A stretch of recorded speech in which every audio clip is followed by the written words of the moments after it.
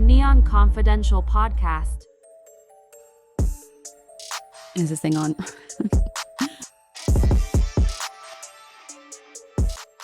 Jonathan Jossel, you're the first casino executive we've ever had on the podcast. Jonathan Jossel is the CEO of the Plaza Hotel and Casino located downtown, which is actually just down the street from us. On Main Street as well, right? On Main Street. And so everyone can clearly hear, or they're about to, that you have an accent. And I'm familiar since I've dated a South African. But how did you wind up in Vegas? Take us all the way back to like your childhood and your background and walk us through it. Oh, wow. It's a long question. Well, firstly, thank you for having me and being the first casino person on your podcast. What number episode is this? I think we're number 10. Okay, so you waited 10 episodes to get the main industry of the city. I get it. So I was born in South Africa, in Johannesburg. Have you ever been there? I have not been there. Very beautiful. But you dated someone from there. I did. Mm-hmm. But for the record, not me. No, Somebody else. not you. Somebody else. Love his family. That's as far as I'm going to go on that. Okay. This isn't a therapy session, so let's not talk about any of that. So I was born in South Africa, in Johannesburg. I left when I was very young with my family, so not much recollection of there, but did get married in Cape Town. If you are going to go visit, I highly recommend Cape Town. Yeah. More than Johannesburg. Mm-hmm. And Safari. So I left. I grew up in London. How old were you when you left? I was 6. You were 6. Yes, I don't have any sort of much memory of living in South Africa. But you've got the accent. It's Still. a South African accent, not an Is it? English accent. Do you think? What do you think? I have a problem that wherever I go, I sound out of place. Huh. So when I'm in South Africa, they think I sound English. When I'm in England, they think I now sound American. And when I'm here, I get everything. No, I get Australian. No. Well, that's just probably people that have never been there. Exactly. So my accent is all over the place. But I grew up in London. Mm-hmm. I was there from 1989. When we left South Africa, it was just when things were getting a little crazy with the apartheid times. Mm-hmm. So I left. I went with my family, moved to London, grew up there, went to school in London. And to fast forward the whole time I was living in London, I went to university in a town called Birmingham. Mm-hmm. And I always had an interest in gambling. I sports bet. I love the industry. As a consumer, I was into it. And at university, I was doing business commerce, and I did my thesis on the gambling industry in the UK. What would happen? Because in England, there's no casinos like we have here. They have private member clubs. This was back in early 2000s. Mm-hmm. And they have what we call the bookies. Have you ever seen like Snatch? I have seen Snatch, and I also know exactly what you're talking about. And I think as Americans, we think that because places like Vegas are so centralized and like the only place you can go to gamble, not anymore. But it used to be that like I didn't realize how much gambling is part of the culture in Europe. Huge. Okay. Huge, especially sports betting. But I grew up when I was like 14 years old, 15 years old, I was betting on greyhounds. My family did that too. Cause much different spot on a map, but in Texas, that's dog racing is dog big. Racing, yeah, greyhound dog racing. Yeah. So we loved that, and that's sort of what I did as a hobby sometimes during lunch break at school, whatever. No way. So then I'm at university in Birmingham, and I do my thesis on the gambling industry in the UK. What would happen if, and we literally was called, what would happen if Las Vegas style casinos were to open up in the UK? The societal impacts of that, the pros and cons. Wow. And through my family friends, I met a gentleman, one of my parents' good friends, and he said to me, hey, we were at his house for lunch one day, and he said, what are you doing? I told him I was doing a thesis on the gambling industry in the UK, and he said, well, I just bought 6 casinos in downtown Las Vegas. And I was like, what are you talking about? By the way, I have to get used to this because I've never done a podcast with a video. So my so reactions. Are you thinking about what you look like? I'm starting to think like this is as I told you before, this is a little intimidating. I've done 80 episodes of a podcast, but never with video. Yeah, so hopefully my facial. You're gonna look great, okay? Movements move with what I'm saying. It's very funny because how many episodes have you done for on Main Street? I think we did 88, 90. On the corner of Main. On the corner of Main Street, yeah. I'm over here intimidated because you've done this, just so many more times than me. And then for everyone who's watching and listening, when Jonathan walked in, he's like, oh my God, like we're recording. And like, it's a proper studio. And now he's intimidated. And so now the playing field's even. Yeah, we're used to doing it at a bar without video, so this is much cooler. This is pretty professional. So anyway, I meet this guy. He tells me he's just bought some casinos in downtown Las Vegas. What are the odds? Speaking of gambling. Speaking of gambling, right. yeah. No, not very likely. But he says, what are you doing in the summer? I said, I want to do work experience. Can I do work experience in Las Vegas? And he said, yeah. This was over lunch. And then he forgot about me, I'm sure. But the next day, I started calling his office saying, how do I follow up with this? How do I follow up with this? And before I knew it, that summer, it was 2005. I'm on a plane. He says, buy your own ticket, come out to Vegas, and someone will show you what we're doing there. What? And in 2005, I get on a plane, I come out to Vegas, and I lived in the plaza on the 24th floor. And the plaza was one of his properties. Yes, yeah. Okay. So he had bought 6 casinos from a guy called Jackie Gorn. He bought all of the properties except for the El Cortez, which Jackie Gorn owned at the time, plus about, I want to say, around 40 acres of land. His name is Poyu Zabladovich. Okay. Yeah. Well, don't ask me to repeat that. So he says he's bought all this stuff and he's got a partner and he believes in the revitalization of downtown Las Vegas. This is 2005. Wow. So give the guy credit. He Totally. was way ahead of the curve. I mean, from what you and I now know downtown to be. For sure. When I came out here in 2005 and I lived in the plaza, you would not walk off Fremont Street. No. And even Fremont Street wasn't very nice because none of the hotels had been redeveloped. There was no great restaurants. There was no East Fremont. I remember walking past the Canopy. There was nothing. We had just signed the lease for Beauty Bar at the time. So that was that was just beginning to get ready to open. That was the first bar. And just for everyone listening, it's like, you know, I think people don't understand because they see movies of like old Vegas. And even now, if there's visitors and people who just aren't familiar with the history of Las Vegas, they call it old Vegas. They call, you know, downtown is old Vegas. But for, you know, I don't know how many years, like 30, 40 years, it was just a little forgotten city because the Strip became Vegas as what you know, tourists know now. Right. And so, yeah, it was very seedy. There was a lot of unsavory activities that were happening. And so this is the time frame you're talking about in 2005 when nobody was really walking. Yeah, I'd say from like late 80s to early 2000s, downtown's just a forgotten place. Right. Literally. I mean, nobody wants to be in. And I guess the gentleman I had coffee with this morning who gets the most credit is Oscar Goodman. Because he was the first one to say, let's bring back the downtown. As mayor, that was his sort of brainchild. And I think he became mayor in 2001. No, maybe I could be off on that. We need a Google person. What year did Oscar become mayor? I think it was 2001. But anyway, that to me is the beginning of a very, very long road. As he says, it's a 12-year overnight success. At this point, it's more like a 20-year overnight success. Totally. So I come out here in 2005 and I'm living in the plaza and I'm not even 21 yet. And but you've been gambling for forever, so it's fine. In England, right. But here I couldn't do anything. I had a fake ID, I think, but it still wasn't much fun. Yep. And I lived in the plaza, and after about 4 weeks, I said to him, like, this is cool, good luck, but boy, I don't know what you're doing. Downtown there's nothing. I mean, there was nothing. There was no place to live. There was no restaurants to go to. The casinos were all run down. It required serious vision to imagine that it could happen. As an interesting story, I went to one restaurant that was downtown called Chicago Joe's, just around the corner from us. I still have not been to Chicago Joe's. I'm a horrible local. Nah, I haven't been back in about 20 years. Okay. But I did go in 2005. But this is the place where they said there's like 10 seats or something or tables. Yeah, it's small. It's like in someone's house. Yeah, okay. It's like a house. Honestly, I think it's still open, but I haven't been back in. And I lived in Soho Loft, and it was across the street, and I never went. Okay, got it. But I did go in 2005, and a guy walked in, and this is an important part of the story, I think, that he was a cool-looking guy, and he had a beautiful girl with him, and he sat down at the table next to us, and I was with 3 guys that I was working for at the time, and again, this is 2005, and we get talking, and we say, what are you doing here? And he says, I run a nightclub on the Strip, but my dream is to open a bar in downtown Las Vegas.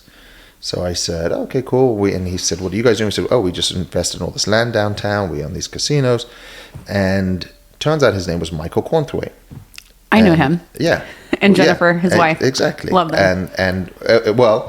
Sorry, Jennifer is beautiful. I know. I was like, is she the beautiful girl? Because if she's not, I'm going to be like, don't listen. It wasn't Jennifer in 2005. But Jennifer is She's beautiful gorgeous, too. Yeah. And anyway, so I think I remembered Michael because of the girl he was with. But fast forward, Michael and I stayed on email. I remember one of my ex-girlfriends was going to Vegas. I emailed him to say, could he get them into, I think it was Risque, was the nightclub at Paris at the time. And in 2007, so I worked for this guy for 2 years in New York, in London, doing real estate. And one day he walks into my office in London and he says, hey, just so you know, I was just in Vegas, where he's still got no idea why he's bought all of this property and casinos. He says, downtown's starting to get cool. And this is 2007, just 2 years later. And I said, no ways. And he said, yeah, it's starting to get really cool. I just met two guys that are young guys that are, one's opening a bar and one's building a residential building. And it's happening. And he said, by the way, I also had to buy out my partners, so I have no one on the ground. I need someone on the ground. You're the only person who works for me that isn't married or committed to England. You need to go back out there. So he didn't ask. He said. Well, it was, yeah, pretty much. If I wanted to stay in the company. Potato. But I was actually in a different mindset then, because I was finished with college. I was a little bored, to be honest with you, doing traditional real estate. I just broken up with my girlfriend, so I really had no reason to stay in London. And I said, okay, I'll give it another shot. 2 years later, so I get on a plane, come out to Vegas, plan to live in the Las Vegas Club this time, for anyone that doesn't know. That's where Circa is today. It's been demolished, but living in the Las Vegas Club was an experience. My bed, and I love to tell this, was a circle. Oh, no. And there was a tub next to the bed. And was there mirrors in the ceiling? Everywhere. There was mirror everywhere. It was a circular bed, a giant tub, and I lived there for about 3 weeks. So I land in Las Vegas, I go to the plaza, and I meet this guy who wasn't there 2 years earlier, and I say, Paul, you sent me here? He's like, okay, cool. He said, there's this new bar that just opened like 2 weeks ago. Let's go. That's a downtown cocktail room. So I said, great.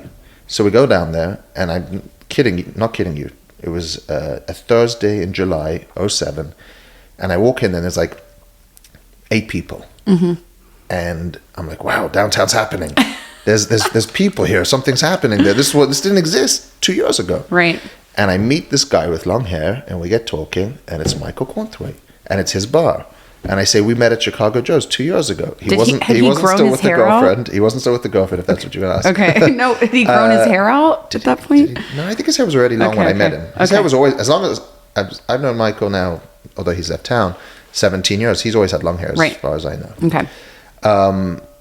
So he's there. And then there's another young guy called Sam Cherry. Mm-hmm. And I get talking to him.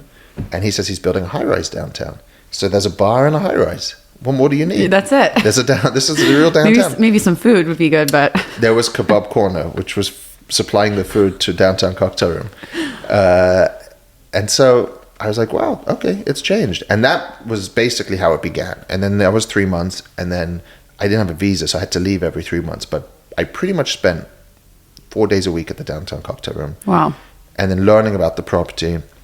And then there was a recession, and then there was a whole bunch of other things. But that was how I ended up here. And I started to believe that with these young guys getting involved in downtown, where else in the world could a young group of people get together and start helping to define a new area?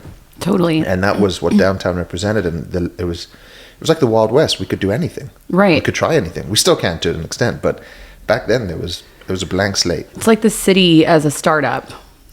You know, It's like you're just using the city to, this is crazy. But when I was in elementary school, and I thought this was very smart and forward thinking at the time, we had to create a city and everyone had like jobs that they had to do. Like somebody was elected the mayor and somebody was like the librarian and somebody was, you know, all these things. And so that kind of reminds me about what you're talking about, but like real life, you know, it's not monopoly money. Or we didn't have tons of money at the time and we were all sort of just young guys trying things. So one night, we were like, well, you know what we need to get rid of if we want to make downtown good is there used to be these like yellow boxes with porn.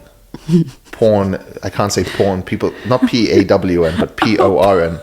Yeah, porn. So it sounds like you're stickers. saying pawn. Yes, yeah. Porn. Porn, got it. Porn stickers were in these boxes. You remember those things? No, I've never seen that before. Okay, well, they used to go on every corner in downtown. You would open up the glass box and take out a card and call the number on the card if you wanted to. And we were like, we got to clean this up. You can't have these porn cards everywhere downtown. So one night we all got a van and we started going around trying to remove these. It was me, Michael, Sam, and like 2 other people.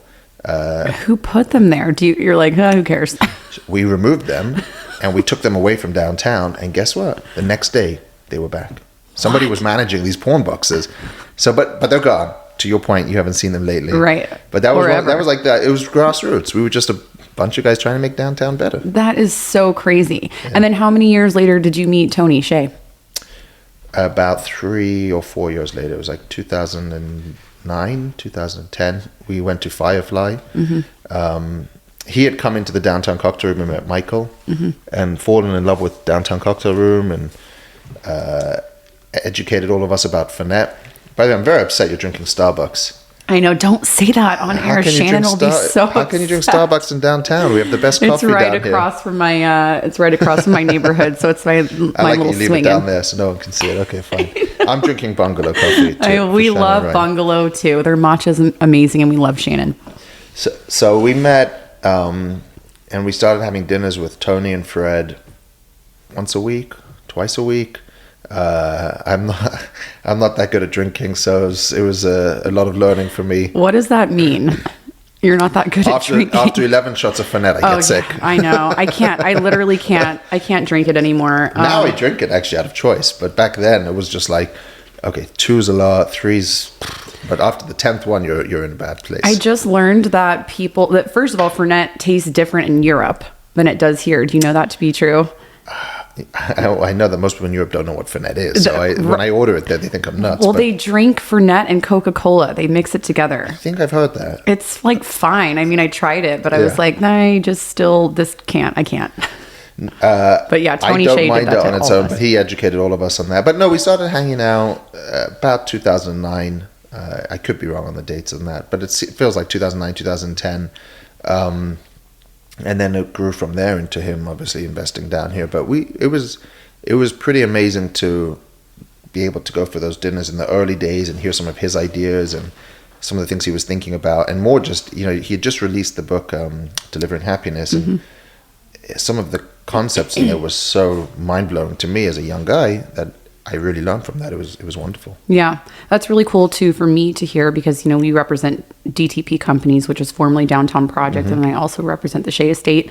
And also for everyone listening, Tony Shea's since passed away, but all I know is kind of like that 2009 was the starting point when Container Park was built. So this is the first time I'm hearing that there was like a there's 3 guys that were like pre-Tony era. Yeah, it was Tony, Fred, and then a few other people were coming down here back then, and it was always trying out different restaurants downtown and just hanging out and experiencing it and seeing how much they loved it. Was Container Park that early though? I don't remember it being 09. Yeah, I think 2010 was when it was built. Wow. Or maybe was it 2012? I think could be a little 12. bit off. It might have been 2012. As a gambling guy, I'd put money on 12. I think everyone knows how difficult it is to date, specifically in Vegas. And so I have to ask, how did you meet your wife? Because you guys have 3 kids and just like the perfect little Vegas family. Thank you very much. Well, I moved here in 07. I didn't know anybody. So there was the work side of it, but then there was also the lifestyle side of it. And I was going to Downtown Cocktail Room a lot that I mentioned. What did strike me was how forward American girls were. So I went to Firefly one night, the old one on Paradise. Well, I think the OG one, the OG right. one, right. And this girl came up to me, pretty girl, came up to me and gave me her name and a number on a bubblegum wrapper. And I was like 23, so like, this is amazing. Wow, this is what happens here? Like no effort. Yeah, I was sitting at the table. And she gives me a number, and so obviously I called her the next day, and we agreed to meet for dinner. So we go for dinner, and this is pretty crazy, actually. So we go for dinner, and the guy comes around and says, what would you like? And I order a cocktail. And he says, can I see your ID? I say, sure. And then she orders, and he says, can I see your ID? She goes, no, I don't have one. So I said, what do you mean? And she was like, I'm 16. And I was like, my God. what are you doing going around giving your number out on bubblegum wrappers? Like, are you crazy? I was like, where am I? Is this what 16-year-olds are doing now? So that was the introduction to dating in America. And you were 23 and Yeah. she was 16. Yeah. Okay. Yeah. And Well- was that your wife? No, Oh. no, absolutely not. No, I was just giving you an idea of my dating life in Las Vegas. So, Okay. so anyway, I started going out a lot and you meet a ton of people being 23 in Las Vegas, going out, living in Soho Lofts. I was going out on the Strip. There were some guys living in Soho that worked at the Wynn.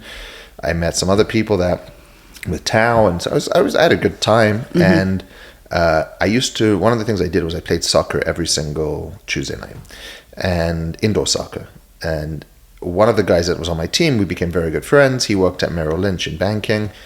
And I'd been here for about 16, 17 months, and you can burn out pretty quickly here, which I was learning about people burning out and going out too much and You have to learn how to say no. Too much dating. Totally. It can become a full-time job. Yeah. Mm-hmm. And so he said, hey, these 2 new interns just started at the bank. We should take them out. So I was like, sure, take them out. You're like, are they 16? Yeah, right. Please make sure they're of age. And so he said, we'll take them out. So he organized us to go out with them. One of them was a Bulgarian girl, and one of them was my wife. So we go for dinner, and it was the 4th of November, the night that Obama won the election. Okay, I remember where I was when that happened too. So we go for dinner, and I had soccer that night. But I was with my wife, Emily, and it was weird because the Bulgarian girl was really loud and aggressive, so we didn't really get a chance to talk much. Not aggressive, but she was just loud and boisterous, and my friend was trying to sort of talk to her, and I was talking to Emily, which would ultimately become my wife, and we agreed that we didn't really get a chance to talk much that night, that we would go out the next night. We ended up going to Madonna's concert the next night. Oh, cool. And then to Downtown Cocktail Room, and then we went out the next night to Tao, and we basically never left each other's side from that point on. Oh my God, I love it. So what was cool was, Emily's from San Diego. She's like a down-to-earth beach girl, not really interested in Vegas nightlife, not really interested in Vegas scenes at all. It's imperative. Which is imperative for me because it was the counter to what I was living and doing, and we ended up dating for like 5 or 6 years before we ended up getting married. That's awesome. 2015 we got married. In Cape Town. In Cape Town. And now you guys have 3 kids. And now we have 3 children, Noah who's 6, Liam who's 5, and Sadie who's 3. And we were just discussing that, and they're like well-traveled little kids. Yes, yeah. They are well-traveled. We just got back from Park City. My 6-year-old's favorite place on earth is Greece, which is a guy of good taste, I think. 100%. That's one of my favorite places as well. Yeah, so they've been lucky enough to travel. That's the benefit, I guess, of having family internationally. You get to travel a lot, and we make the effort to go see my family in London, or wherever they may be. In South Africa we've been to with the kids. So yeah, they've had the benefit of traveling and always want to open their eyes to new cultures and new things if you can. I love that. That gives the single ladies here in Vegas some hope that there's actual love stories that exist. There's real love stories, yeah. You just got to get lucky, I guess. Yes, lucky in Vegas. And take many shots. You got to go for a lot of cocktails and coffees. I know. Meet as many people in person as you can. I know. Like rolling my eyes. Yeah. Getting back into the dating scene is just daunting, I think, for a multitude of reasons. But you're right. Just not, like we were just discussing, like the online dating just can get, it's a little shallow. Yeah. Just being able to swipe on people's pictures left and right. Just meeting them in person. And like you said. I missed that craze. I'm kind of upset. Good for you. I wish I had. But back, so the Plaza is a true Las Vegas icon. I think like the porte cochere is very identifiable. Can you, just for everyone listening, do you know how many movies the Plaza has been in? Oh gosh, and what's like the most iconic movie? I'd say the most iconic movies were probably James Bond in terms of brand, but The Hangover was really prominent in front of it. The best music video by far was The Weeknd. If you haven't seen that one, you got to see that. It's like an infomercial for the Plaza. And he talks about Vegas in a ton of his songs too, his lyrics. Yeah, but literally, the lights turn on to the music video, and it's all about the porte cochere that you're talking about, which we're now remodeling into a carousel bar. But you have to remember, the lights have always been famous, but the Plaza wasn't always very successful, and it wasn't always a great place to go, and there wasn't much happening there. And when I was out here in 2005 to even the recession of 2008 to 2011, when everything was failing and we didn't know if the place was going to stay open day to day, it was in bad shape, and it needed a lot of attention, it needed a lot of work. And I give great credit to Poyu, who we mentioned, for having the determination to stick it out in a very difficult time. We brought all the furniture from the original Fontainebleau to remodel the Plaza. It still wasn't doing well, and I guess this was an important part of the story that I missed out, but I was just here on the real estate side. So I wasn't doing anything to do with the operation. I was just here doing real estate from East Fremont. Why are you laughing? Because the fact that you just you were already gambling in London and they moved you out for the real estate portion, right. And then you just kind of didn't sign up to be the CEO. I didn't sign up for it. But I will say that the recession was, for me personally, was a good thing. I know that's a horrible thing to say. Yeah, why is that? Because things were so bad. And there was nothing happening in this town, literally, that it forced me to stop all the development we were doing and to look at the businesses that we had and say, well, gee, how do we stop losing money? And to me, that was learning from the people that had been there. We had a bartender working at the Plaza who had been there at the time, opening night. So that was 45 years. That's longer than I've been alive. Wow. So talking to that guy and talking to the people on the slot floor and talking to people that had been there 20, 30, 40 years educated me about the history of the Plaza, what it was, why was it successful when in its heyday. Mm-hmm. And it was that knowledge that I was able to use. So when the Plaza kept failing, I finally called this guy up in England. It was probably 2014. I called Poyo and I said, hey, it was 2013 actually. I said, we put all this money in, it's still doing badly. Let me become the CEO. And he was like, you're nuts. You're 29 years old. What are you going to do? And I said, well, I've been here 7 years now, and I think I can do a good job. And he said, but you're 29. and for whatever reason, he backed me. He let me get the gaming license. And at the time, I was the youngest licensee in the state. And I went through the process, which took about a year.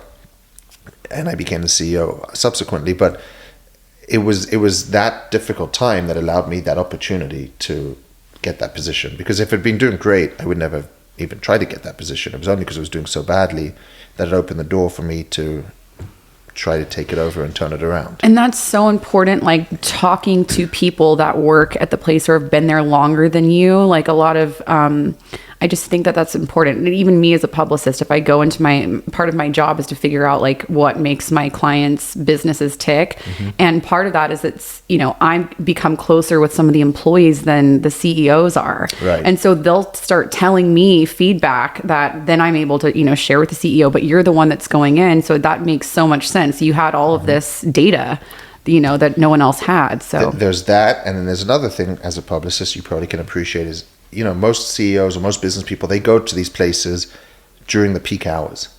But what about going there when nobody else is going there? What about graveyard, right? Graveyard shift, we call it. Mm-hmm. Yeah. Which is like the midnight to 8 a.m. It's like graveyard. Yeah. Don't want to date anyone that has a graveyard shift either. You don't want to be dating people on graveyard shift. Unless you don't mind sleeping all day. Exactly. But the idea is you go there, and I used to go there on graveyard and talk to those people because they're a whole nother breed. But not just talk to them, see what's happening in your business at that time is so informative because it's a third of your business technically in terms of hours, and understanding what are people doing, what does the place look like, what's happening, and showing those people you care as well is such an important part of the business. And not even just showing people you care, like actually doing it. I don't know another person, or I haven't met anyone yet that said that they have done that before as part of their duties, because no one tells you have to do that. It's genuinely because you care about the direction of the business. I would go there on 11 p.m. and stay there for 2-3 hours and watch the way people were coming in the building at that time, who was working that shift. I don't do it anymore because I have 3 children and now you have people to do it for you, right? Well, I don't like to say that, but maybe that's true, and maybe I've gotten a little complacent with that. I should start going back on graveyard, but it's really just the children changed my perception on sleep and routine and getting healthier routines. But I should get back to doing more. Well, I kind of want to dig into that too, because I think a lot of times people will ask women who own businesses and are mothers, like, how do you do it? But I feel like the same could be said for dads also. Like, you're, CEO of the Plaza and you've got 3 kids. Like, how has that changed you and the business aspect and everything? It's changed my perception of time, basically. And I used to just be happy to spend endless hours at the Plaza. Now I try to break away, but I am very lucky. I don't want to take it away from the fact that my wife is a superwoman, and she's incredible. She's incredible with the children and has them in a great routine and a great way of being that allows me to still do what I do and fit them within my schedule is possible. I don't have to give up too much of my own time to take care of them. So that's really all credit to her. But it's given me a different perception on spending time with them, enjoying them, missing these years. I say he's 6, but it feels like he was born yesterday to me. So now to see him talking back to me and telling me to be quiet is is crazy, but it's the best thing ever because it's like, when did this happen? Yeah, and I've heard that from a lot of couples that it's just the value of having a supportive partner is, integral. You don't want to have kids if you don't have a supportive partner. That's Right, for sure. totally. Yeah. And so the Plaza is the second biggest hotel downtown, and it just turned 50 during the pandemic, right? Do you feel a responsibility to maintain that feel of like old Vegas? So it's the second biggest hotel by room size, but it's the biggest hotel. Sorry, not by room count. So we have 1,000 rooms. Golden Nugget is 2,400 rooms, but it's the biggest hotel by land size. It's 17 acres. So it's a significant, substantial piece of downtown. And the way I think about it actually is definitely the historical side you're talking about. But then also, if you look to our west, you have Symphony Park. That's all new. All new. 800 apartments, Smith Center. You have what am I forgetting? The new World Market. The museums there, right? The Children's Museum. Yeah. The Discovery Museum. So there's so much happening on that side, which is all new development. And our job with that 17-acre site is to figure out how do you develop that and connect what is Fremont Street and Old Vegas with Symphony Park and the New Vegas, and the Plaza sits right in between that. And I think that a lot of people told me, hey, you should demolish the Plaza. What? And rebuild it. Similar to what happened to Las Vegas Club and Circa. Right. I feel like that's the other, our part of our Vegas culture is like, if it's old, you just blow it up. Blow it up. That is a part of our culture, but I thought of it a little differently. I went yesterday to lunch at the Fremont Hotel, and they just built this food hall. And I give them great credit as well, because you take these old buildings and you redesign them to fit with Vegas of today, but you maintain the history, and people love that. I mean, you absolutely have to play into the history. The address of one Main Street, those light bulbs, why would you want to get rid of that? Exactly. I feel the same way. You shouldn't, but you do have to make it relevant in today's society, and that does require new F&B, it does require new pools, it does require modernizing the rooms, it does require having the latest slot product, but you do that in a way that still feels with Old Vegas. So then can you talk about the construction and what's new, what's coming at the Plaza? Of course, yeah. So it should be early next year. Construction is a bit of a painful process right now. And it is a little slow, but the carousel bar is coming. And so that's the porte cochere of the Plaza. It's underneath the lights. One of my observations when I was spending graveyard and night times out there, and I couldn't figure out what to do with it, so I give great credit to Sam Cherry, who helped me with it. We had this porte cochere, which is iconic, beautiful, but it was just a drop-off zone for Ubers for people to go across the street to Fremont Street. That's right. Or sneak in a photo shoot when no one's looking. Or get a free photo shoot. And what we wanted to do was say, well, we don't want to get rid of these lights. This is the best part. This is the most photographed thing downtown. Mm-hmm. How do we generate revenue there and create an experience for people where they can actually sit here in a comfortable environment without cars trying to knock them over? Okay, let's pedestrianize it. And Sam was in New Orleans, and he'd been to, I'm going to say it wrong, but I think it was the Montefiore Hotel in New Orleans. I haven't been there, but there was a cool carousel by there. So we started researching it. That was probably 4 years ago. And then COVID happened, and of course we delayed everything after that. But we're finally building the carousel bar. It's not going to be rotating itself, or the elements going to rotate. So we have horses that move up and down. We have playing cards that will spin. We have dice and Vegas elements. So it's like a carousel themed with Vegas. Cool. Have you ever seen our carpet? I have seen the carpet at the Plaza, we yes. have the coolest carpet in the world. It's all Vegas elements on a carpet. Who picked out the carpet? Did you pick out the carpet? We hired... No. We didn't pick it out. We hired a designer to create it ourselves. We said we want to create the most Vegas carpet, and we hired a designer to draw it. And we went through many versions of this carpet with the showgirl, the martini glass, and then we added some fireworks because I love fireworks. And so we added all these different Vegas elements. Wow. And with the Palm Springs influence, which was really at the time what our pool was designed based on. And the carpet basically became something that we now feel like looks like Old Vegas, but yeah, it's just very cool carpet. And so that's what the elements are now replicated for this carousel bar are going to look like. And then we did a deal with Pink Box Donuts. Mm-hmm. It's a town favorite. It's a town favorite, but we have a giant pink donut in the front of the building. Some people love it, some people hate it, and I don't mind which one it is as long as you talk about it. Wait, did you already put it there? No. We have a rendering of it. it. We have a giant rendering of it. It's pretty cool. I have to show it to you. Okay. So that's going to be next to the carousel bar, and then next on the other side of the carousel bar will be the first smoke-free casino downtown. Oh my gosh. Love it. Controversial because some people think smoking in casinos goes hand in hand. Mm-hmm. A lot of people that I admire and respect have told me, you're crazy, don't do it. It's never going to work. We're going to do it. The good news is if it truly fails, which it's not going to fail, but if it did, you can just allow smoking. So it's an easy fix. But I think it's going to be a big success because I think COVID has changed people's perceptions. I personally hate walking through other people's vape. Me too. It's like I don't want to smell like smoke, but I really don't want to smell like bubblegum cherry pop. Correct. Smoke. And it just blew out of your nose, and now I'm walking through it. I don't know. So wait, so you're the first non-smoking casino in Vegas? Downtown. What's the other one? The other one is Park MGM. They went smoke-free on the Strip. I don't think I've ever realized that, and I go to Park MGM keep often. in mind, they weren't pre-COVID. They reopened from COVID as smoke-free. A lot of people did that. Actually, Sand Dollar. Yes. No, because Sand Dollar is now at the Plaza, but the OG location off Spring Mountain, after COVID, they didn't let anyone smoke. And that was kind of like, I don't want to say the allure of it, but you're right. There's this like weird thing where people, it's like part of the brand that they said that when you used to leave the old Sand Dollar, you'd wake up the next morning just reeking. Totally. So the one downtown, we don't allow smoking in either. Mm-hmm. So we have Sand Dollar that's smoke-free. We're going to build a smoke-free casino, which is the first of its kind downtown. I love it because it gives you the option. Some people are like, whoa, you can't go smoke-free. I'm never coming back. It's like, well, hold on a second. The Plaza still allows smoking.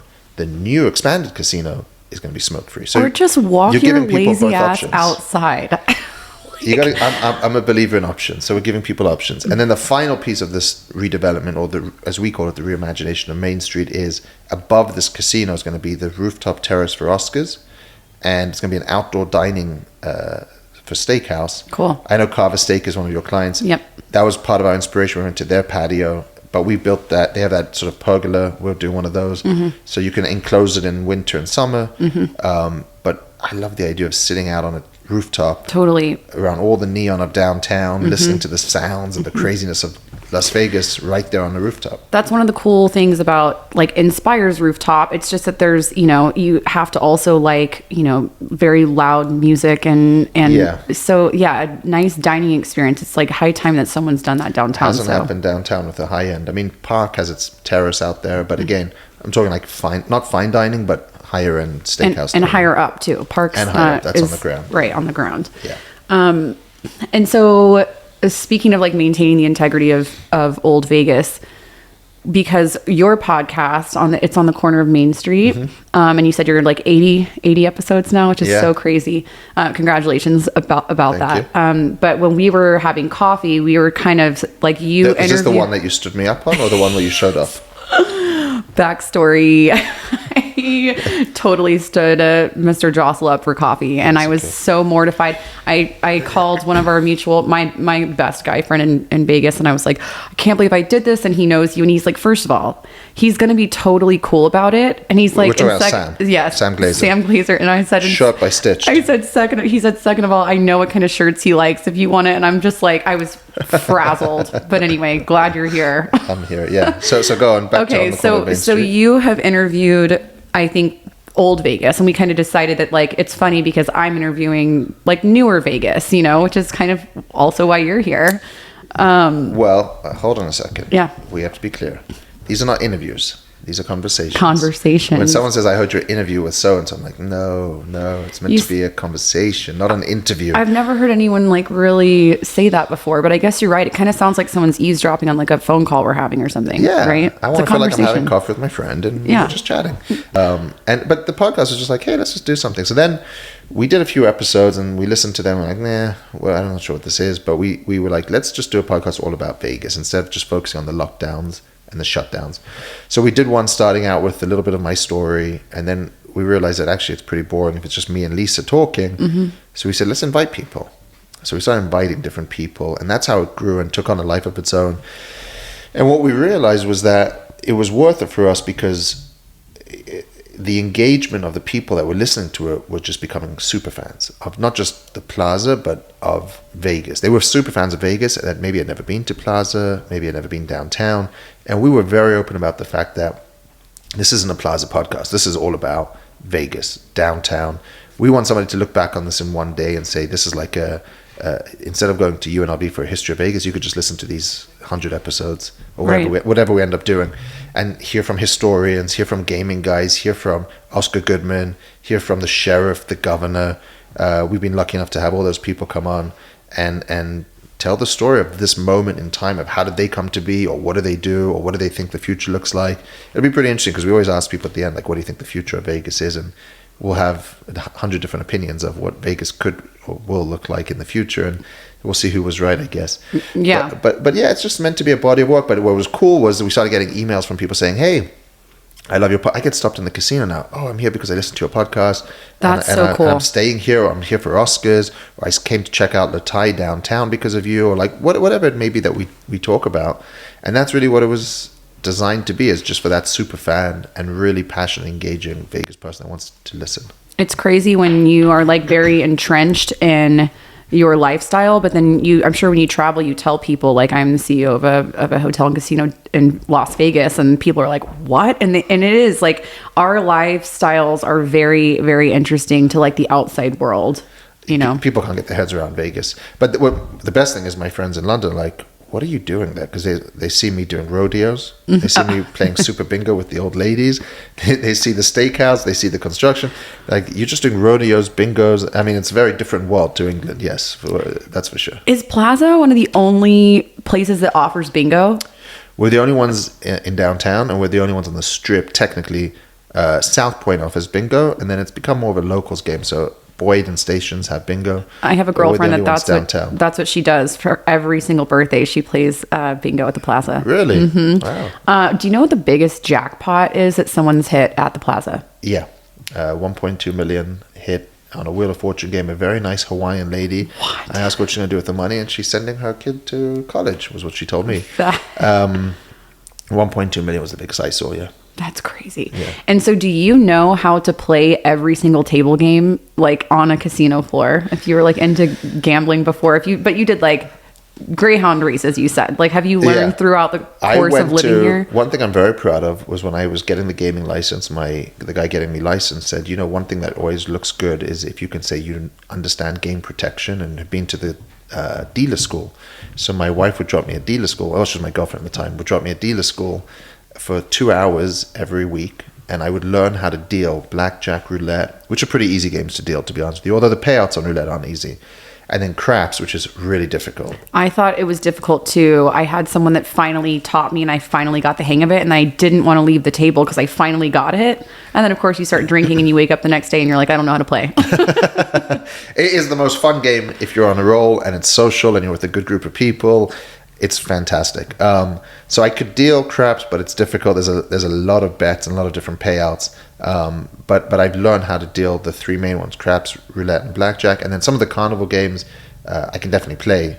Dealing is more difficult. So once you get your dealer's license, can you get a certificate? There's no license for dealing. But could you just go behind any table game at this point and start dealing?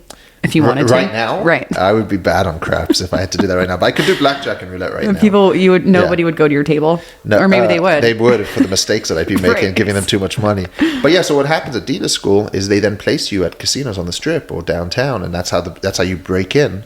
Once you go to dealer school, you start breaking in on the job, and usually they'll put you on graveyard, the slowest shift to learn, and then you'll work your way up to a swing shift dealer where you're dealing a craps game with hundreds of bets flying everywhere. Do you feel like there's a lot of turnover for dealers? Oh yeah. Really? It's crazy. Because I feel like there's some people that I'm like, how long have you been doing this? And they're like 40, 50 years. Yeah, but not at the same place. Right. And I guess once you reach the pinnacle, which would be maybe Bellagio or Wynn at the top end, and you're getting good tips, you might stay there for a long time, good benefits. But unfortunately, it's a break-in job for a lot of people, and they try to grow up from there. It's not a union position either, so there's no seniority necessarily. So you do see more turnover there than other positions, yeah. But gambling downtown to me is more fun than going on the Strip. For sure, it's better odds. Right, exactly. See, I think people don't really know that. Oh, they should, because we, as a downtown, we try to promote quite a lot. That we have 3-2 blackjacks, they have 6-5, 10 times odds on craps. I'm probably saying things that people have no idea what I'm talking about, but we have single zero roulette at the Plaza, which is much better odds. If you play roulette, you should only be playing single zero. Do not play the 000. That's the worst. I haven't even seen 000 before. Oh, it's everywhere. It's on the strip everywhere. Really? Yeah. Yikes. Yeah. What is your favorite downtown restaurant? Do you like a cheap one? I don't want to say cheap because that sounds like crap, but like, you know. You mean not Oscar Steakhouse, obviously. Well, let's do like both ends of the spectrum. Like, what are your favorite restaurants downtown? Okay, I'll give you. How about I give you 3? Okay. But I'm not going to include Oscar Steakhouse, which is the best restaurant downtown, period. And we have the best chef, and the burger at Oscar's is the best. Have you been there yet? I have been to Oscar's, but I haven't been in a minute. There? It's been 8 years, probably. Oh, well, that's terrible. You owe me a cocktail and a burger at Oscar's in the next 2 weeks. I'm in. Deal? Sold. Okay. Then we can talk. So we'll take Oscar's off the table because it is the best. Okay. My top 3 restaurants in downtown would be Esther's Kitchen, Yep. Bahama for seafood tacos. Oh yeah, the tacos are great. Yeah, The I do like that. And my number 1 is Publicos. Really? Like for brunch, breakfast? Yeah, I go to breakfast there with my kids almost every week. It is delicious. And that used to be and all those places are walking distance from here. I mean, I had to put a stop on Esther's because it's just all like, it's pasta, and it's it's pizza, so busy and now. It's so good, right? Yeah. It's slammed, but I had to like stop myself because I was eating there so often because James Trees is just doing it big over there. It's amazing. But and credit to him, it should be so busy because it's good quality. Same as Publicos, it's packed. I was there this morning. It's packed, but it's good quality and it should be packed. So those are my 3 go-tos. But I mean, I eat downtown pretty much every day. I go to the Great Greek now that just opened up over here. Also walking distance from us. Yeah. I mean, I eat downtown pretty much every day. I go to Golden Nugget. The new food hall at the Fremont just opened up, which is very impressive if you haven't been there. So I need to check that out. I need to check out Oscars in the next 2 weeks. Yeah. Okay. Well, thank you so much for your time and coming on. We're done? Yeah, we're done. We're wrapping it up. Okay. You're a busy man with all these cameras dying. Tell people where they can find you. And even if that's the podcast that does not have video. The podcast without video where you won't see me. Really, the best place is at the Plaza. Come down, have a drink any day. Any day, I'm there most days. Ask anybody for me, and they'll find me and tell me to come to see you. Or on Twitter, I'm pretty active on Twitter. Do you want my handle? Yep. At Jonathan Jossel, which Great. is the same as Instagram. Or just email me. To my Perfect. cell phone. I love that you're just like, come on down. And that's so great that you make an effort to be part of the community. That's one of the things that, I guess I can share this is that before we met in person, people would say that, everyone that works at the Plaza too, and like know their like first, last name stories. And I just think that says so much about your character. So, thank you for taking the time to be here and being on my 10th episode with your 80 episodes. I'm honored to be here. Thank you. I appreciate it. And I'll see you at Oscars in 2 weeks. Deal.